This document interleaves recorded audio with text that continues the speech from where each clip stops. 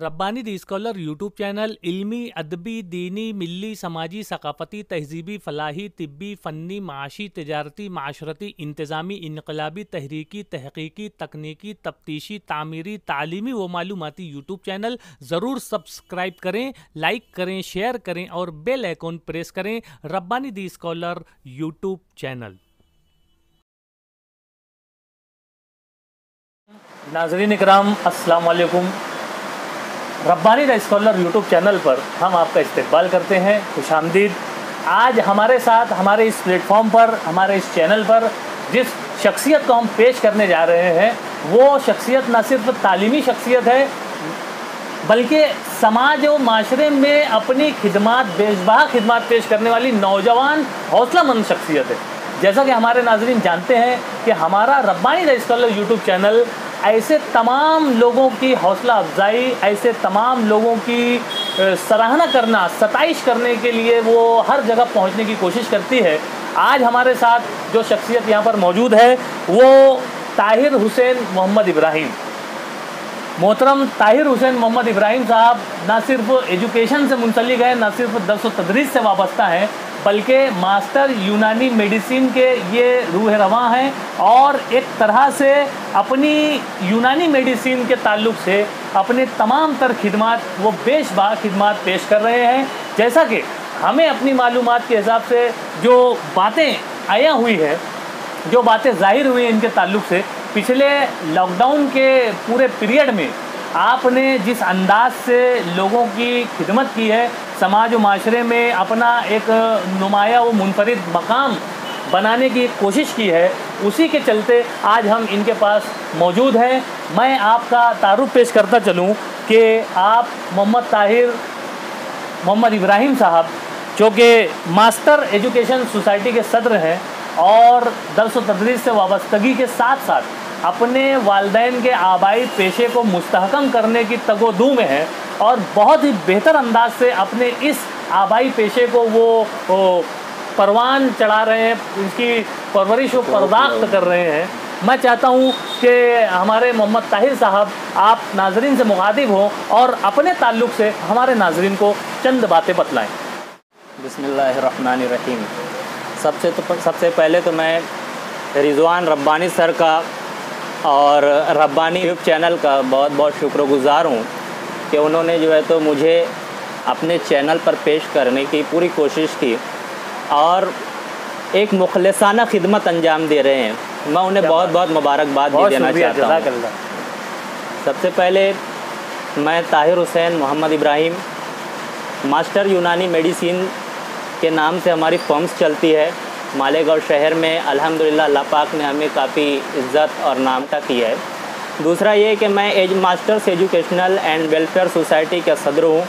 क्या बात। और इस प्लेटफॉर्म से हमने बहुत से ऐसे लोगों की खिदमत की है जो फाइनेंशियल कंडीशन नहीं रखते थे और कुछ ऐसे मरीज़ जिनके पास जो है तो ऑपरेशन के लिए कैपेसिटी नहीं थी, हमारी टीम ने मिल कर के उनका पूरा ऑपरेशन का खर्च उठाया और चंद ऐसी जगहों पर जहां बच्चियां यतीम थी, बेवा थे, उस जगह भी हमने पहुंच कर के उनकी शादी में हमारे से जो ताउन हो सका हमने मुकम्मल पूरी कोशिश करके उन्हें जो है तो ताउन पेश किया। हालिया लॉकडाउन में आपने क्या खिदमत अंजाम दी वो उनके बारे में आप सभी लोग बेहतर जानते हैं। कोरोना महामारी का जो पीरियड था ये जो है तो हर एक पर आया है। बिल्कुल। तकरीबन हम जिस मोहल्ले में हैं, इस मोहल्ले की 90% आबादी ये मज़दूर पेशा है। अच्छा। और कोई भी मजबूत नहीं है फाइनेंशियल कंडीशन को लेकर के।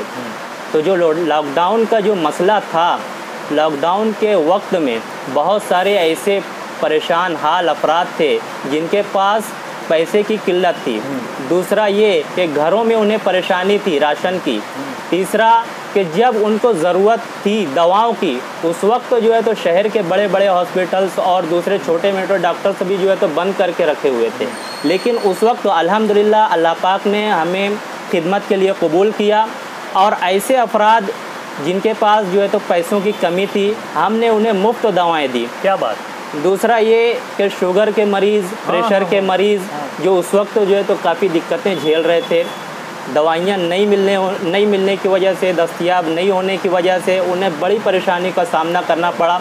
उस वक्त हमने उनकी बीमारी के ताल्लुक से बहुत सारी ऐसी अपने तौर से जो है तो दवाएं बना करके दी। क्या बात। दूसरा ये कि कंपनियों की जो दवाएं मुनासिब थी, हमने बेहतर रिज़ल्ट वाली दवाएं उनको पेश की और उनकी बीमारी को ख़त्म करने के लिए और उनकी तकालीफ को कम करने के लिए पूरी जद्दोजहद और कोशिश की। अल्लाह का बड़ा करम है कि हमने उसमें बड़ी बहुत ही अच्छा उम्दा खिदमत अंजाम दी।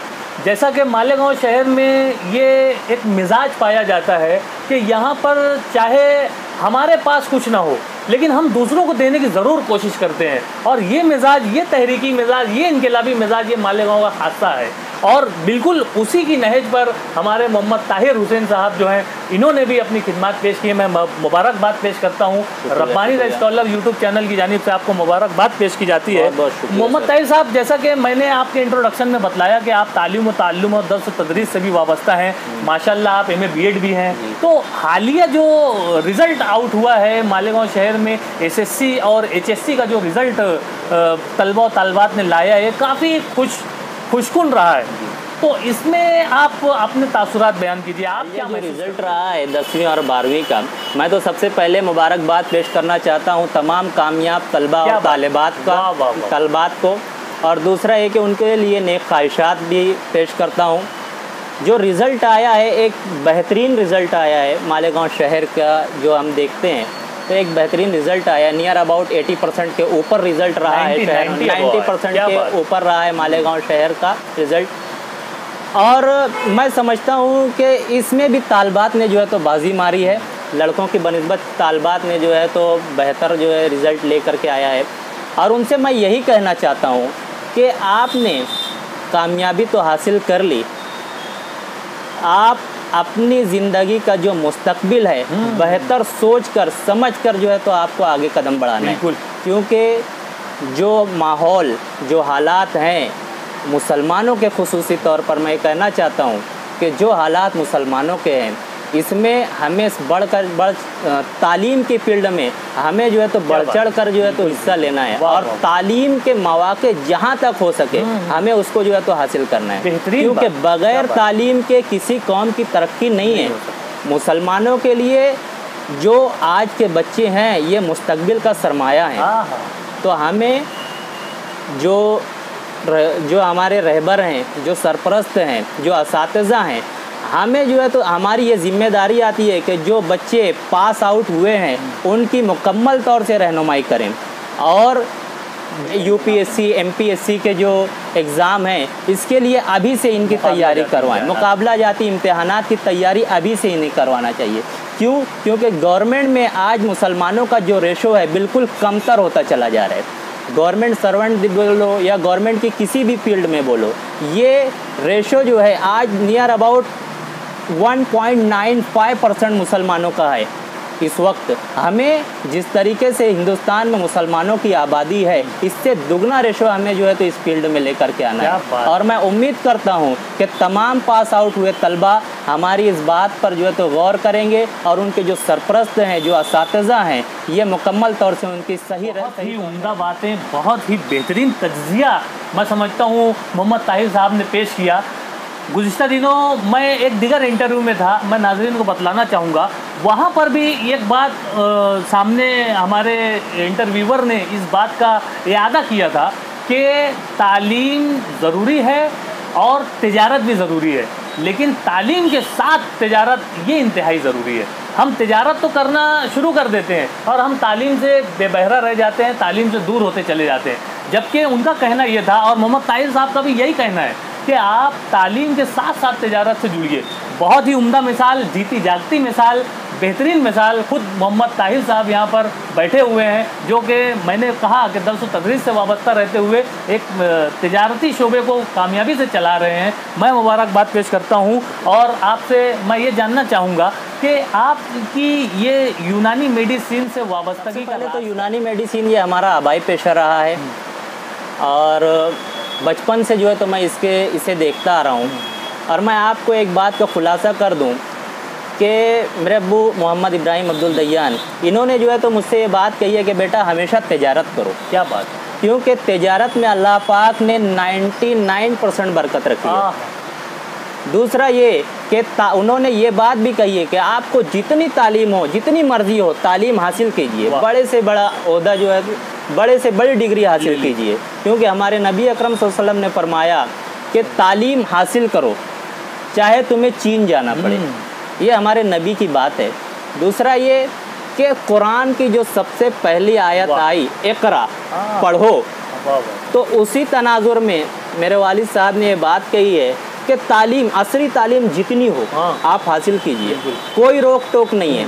दूसरा ये कि तिजारत जो है ये एक ऐसा पेशा है कि आप इसमें रहते हुए लोगों की खिदमत कर सकते हो। क्या बात।